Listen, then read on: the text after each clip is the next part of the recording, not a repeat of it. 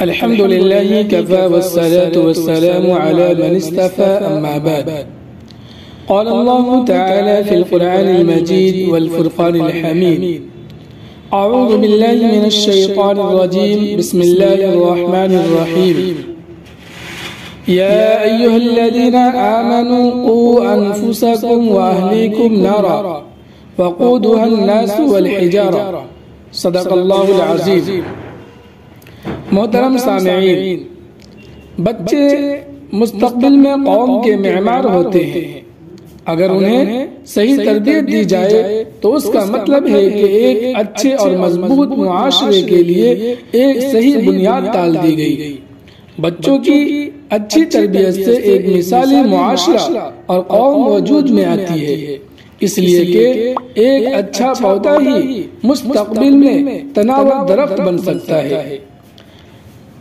بچپن کی تربیت نقش کالحجر ہوتی ہے.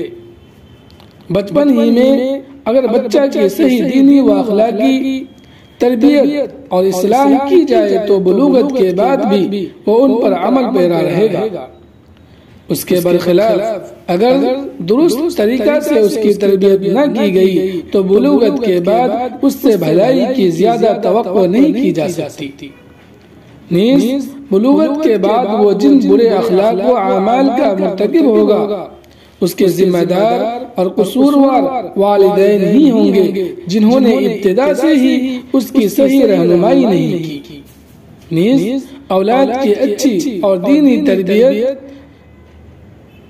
دنیا میں والدین کے لیے نیک نامی کا باعث اور آخرت میں کامیابی کا سبب ہے. جبکہ نافرمان اور بے تربیت اولاد دنیا میں بھی والدین کے لیے وبال جان ہوگی اور آخرت میں بھی رسوائی کا سبب بنے گی.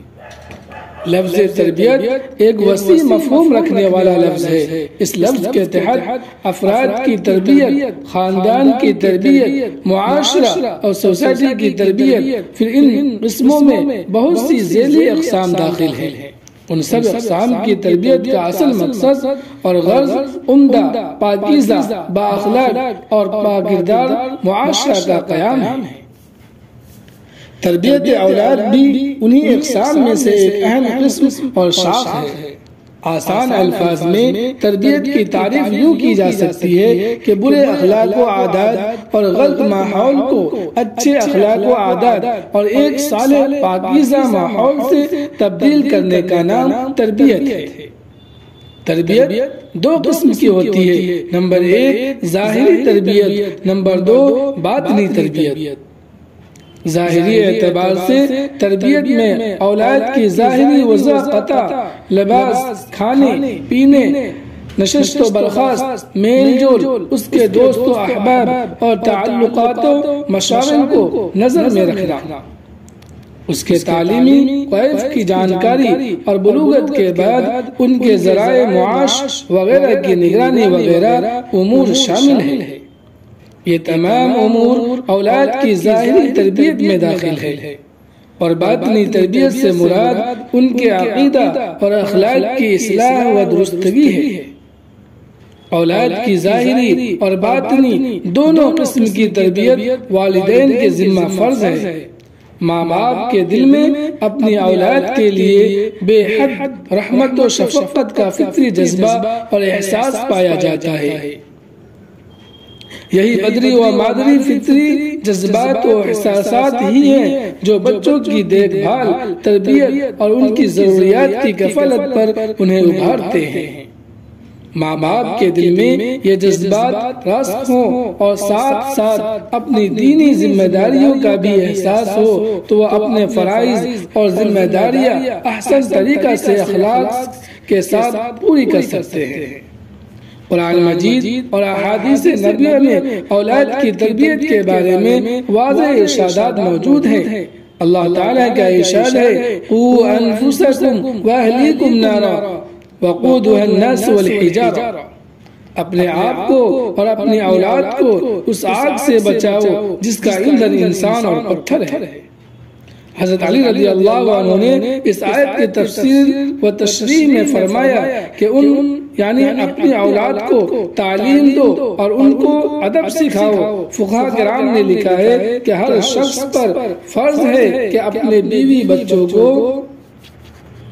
فرائض شریعہ اور حلال و حرام کے احکام کی تعلیم دے اور اس پر عمل کرانے کے لیے کوشش کرے۔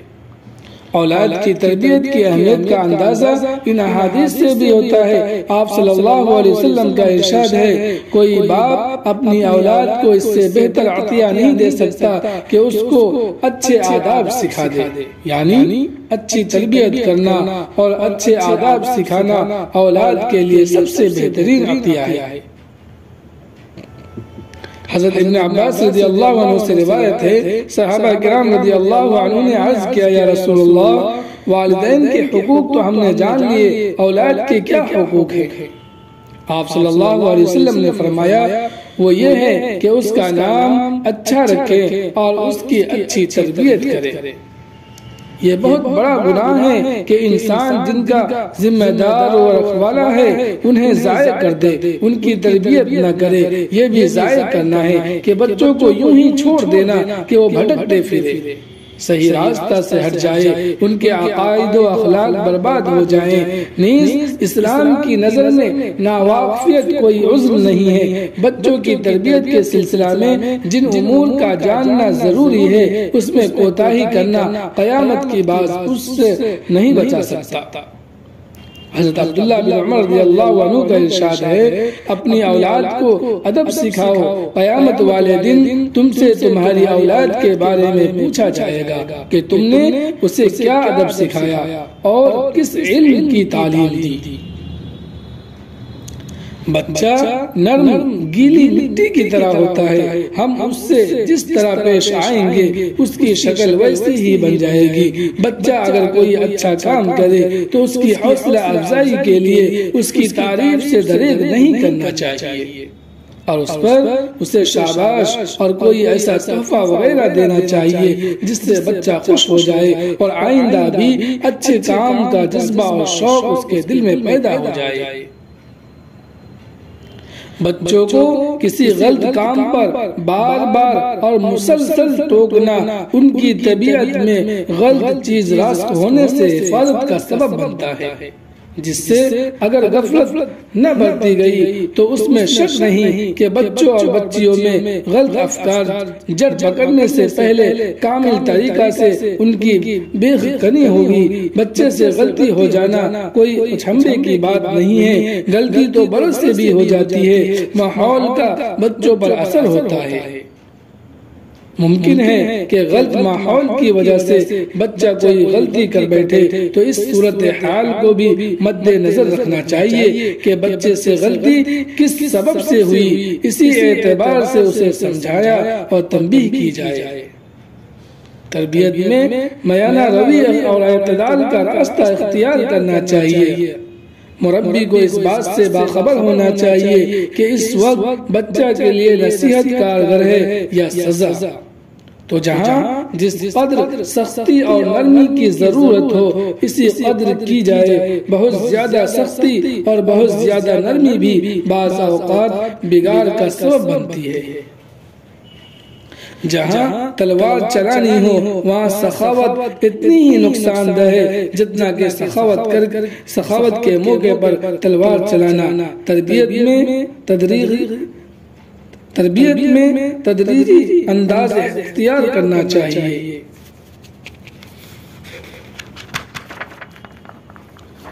چنانچہ غلطی پر تنبیہ کی تربیت یوں ہونی چاہیے: نمبر 1 سمجھانا، نمبر 2 ڈانٹ ڈپٹ کرنا، نمبر 3 مار کے علاوہ کوئی سزا دینا، نمبر 4 مارنا، نمبر 5 قطع تعلق کرنا۔ یعنی غلطی ہو جانے پر بچوں کی تربیت حکمت کے ساتھ کی جائے۔ اگر پہلی مرتبہ غلطی ہو تو اولاً اسے اشاروں اور کنایوں سے سمجھایا جائے، صراحتاً برائی کا ذکر کرنا ضروری نہیں۔ اگر بچہ بار بار ایک ہی غلطی کرتا ہے تو اس کے دل میں یہ بات بیٹھائے کہ اگر دوبارہ ایسا کیا تو اس کے ساتھ سختی برتی جائے گی۔ اس وقت بھی ڈانٹ ڈپٹ کی ضرورت نہیں، نصیحت اور پیار سے اسے غلطی کا احساس دلایا جائے۔ بچہ کی پیار و محبت سے تربیت ہو اور اصلاح کا ایک واقعہ حضرت عمر بن ابی سلمہ رضی اللہ عنہ سے منقول ہے۔ فرماتے ہیں کہ میں بچپن میں رسول اللہ صلی اللہ علیہ وسلم کی زیر تربیت اور زیر کفالت بچہ تھا۔ میرا ہاتھ کھانے کے برتن میں ادھر ادھر گھوم رہا تھا۔ یہ دیکھ کر رسول اللہ صلی اللہ علیہ وسلم نے مجھ سے فرمایا، اے لڑکے، اللہ کا نام لے کر کھانا شروع کرو اور دائیں ہاتھ سے کھاؤ اور اپنی طرف سے کھاؤ۔ اگر نصیحت اور آرام سے سمجھانے کے بعد بھی بچہ غلطی کرے تو اسے تنہائی میں ڈانٹنا چاہیے اور اس کام کی برائی بتائی جائے اور آئندہ ایسا نہ کرنے کا کہا جائے۔ پھر بھی اگر باز نہ آئے تو تھوڑی بہت مار پیٹ بھی کی جا سکتی ہے۔ تربیت کے یہ طریقے نو عمر بچوں کے لیے ہیں، لیکن بلوغت کے بعد تربیت کے طریقے مختلف ہیں۔ اگر اس وقت نصیحت سے نہ سمجھے تو جب تک وہ اپنی برائی سے باز نہ آئے اس سے قطع تعلق بھی کیا جا سکتا ہے، جو شرعاً درست ہے اور کئی صحابہ کرام رضی اللہ عنہ کے عمل سے ثابت تھے۔ حضرت عبداللہ بن مغفل رضی اللہ عنہ کے ایک رشتہ دار تھے جو ابھی بالغ نہ ہوئے تھے۔ انہوں نے کنکر پھینکا تو حضرت عبداللہ رضی اللہ عنہ نے منع کیا اور فرمایا کہ رسول اللہ صلی اللہ علیہ وسلم نے کنکر مارنے سے منع فرمایا ہے اور فرمایا ہے کہ اس سے کوئی جانور شکار نہیں ہو سکتا۔ اس نے پھر کنکر پھینکا تو انہوں نے غصہ سے فرمایا کہ میں تمہیں بتلا رہا ہوں کہ رسول اللہ صلی اللہ علیہ وسلم نے اس سے منع فرمایا ہے اور تم پھر دوبارہ ایسا ہی کر رہے ہو، میں تم سے ہرگز بات نہیں کروں گا۔ بچوں کی تربیت کے لیے ماں باپ یا استاد کا انہیں تھوڑا بہت ہلکا پھلکا مارنا نہ صرف یہ کہ جائز ہے بلکہ بعض اوقات ضروری ہو جاتا ہے۔ اس معاملے میں افراط و تفریط کا شکار نہیں ہونا چاہیے۔ غصہ میں بے قابو ہو جانا اور حد سے زیادہ مار پٹائی کرنا یا بچوں کے مارنے ہی کو غلط سمجھنا، دونوں باتیں غلط ہیں۔ پہلی صورت میں افراط ہے اور دوسری میں تفریط ہے۔ اعتدال کا راستہ وہ ہے جو نبی کریم صلی اللہ علیہ وسلم نے ایک حدیث میں بیان فرمایا کہ اپنے بچوں کو نماز کا حکم دو جبکہ وہ 7 سال کے ہو جائیں اور ان کو نماز نہ پڑھنے پر مارو جبکہ وہ 10 سال کے ہو جائیں۔ اس حدیث سے مناسب موقع پر حسب ضرورت مارنے کی اجازت معلوم ہوتی ہے۔ مارنے میں اس بات کا بھی خیال رکھا جائے کہ اس حد تک نہ مارا جائے کہ جسم پر مار کا نشان پڑ جائے، نیز جس وقت غصہ آ رہا ہو اس وقت بھی نہ مارا جائے بلکہ بعد میں جب غصہ ٹھنڈا ہو جائے تو اس وقت مصنوعی غصہ ظاہر کر کے مارا جائے، کیونکہ طبی غصہ کے وقت مارنے میں حد سے تجاوز کر جانے کا خطرہ ہوتا ہے اور مصنوعی غصہ میں یہ خطرہ نہیں ہوتا، مقصد بھی حاصل ہو جاتا ہے اور تجاوز بھی نہیں ہوتا۔ اولاد اللہ تعالیٰ کی بیش بہا نعمت اور تحفہ ہے، خواہ لڑکا ہو یا لڑکی۔ اسلامی تعلیمات کی روح سے بچوں پر رحم و شفقت کے معاملہ میں مذکر و مؤنث میں کوئی تفریق نہیں ہے۔ جو والدین لڑکے کی بنسبت لڑکی سے امتیازی سلوک کرتے ہیں وہ جاہلیت کی پرانی برائی میں مبتلا ہے۔ اس طرح کی سوچ اور عمل کا دین سے کوئی تعلق نہیں ہے بلکہ دینی اعتبار سے تو اس پر سخت وعیدیں وارد ہوئی ہیں۔ لڑکی کو کمتر سمجھنے والا در حقیقت اللہ تعالیٰ کے اس فیصلے سے ناخوشی کا اظہار کرتا ہے جو اللہ تعالیٰ نے اسے لڑکی دے کر کیا ہے۔ ایسے آدمی کو سمجھ لینا چاہیے کہ وہ تو کیا پوری دنیا بھی مل کر اللہ تعالیٰ کے اس اٹل فیصلہ کو تبدیل نہیں کر سکتی۔ یہ در حقیقت زمانہ جاہلیت کی فرسودہ اور قبیح سوچ ہے، جس کو ختم کرنے کے لیے رحمت للعالمین نے والدین اور تربیت کرنے والے کو لڑکیوں کے ساتھ اچھے برتاؤ اور ان کی ضروریات کا خیال رکھنے کی بار بار نصیحت کی۔ ابو داؤد شریف میں حضرت نعمان بن بشیر رضی اللہ عنہ کی حدیث ہے، رسول اللہ صلی اللہ علیہ وسلم نے فرمایا، اپنی اولاد کے درمیان برابری کرو، اپنی اولاد کے درمیان برابری کرو، اپنی اولاد کے درمیان برابری کرو۔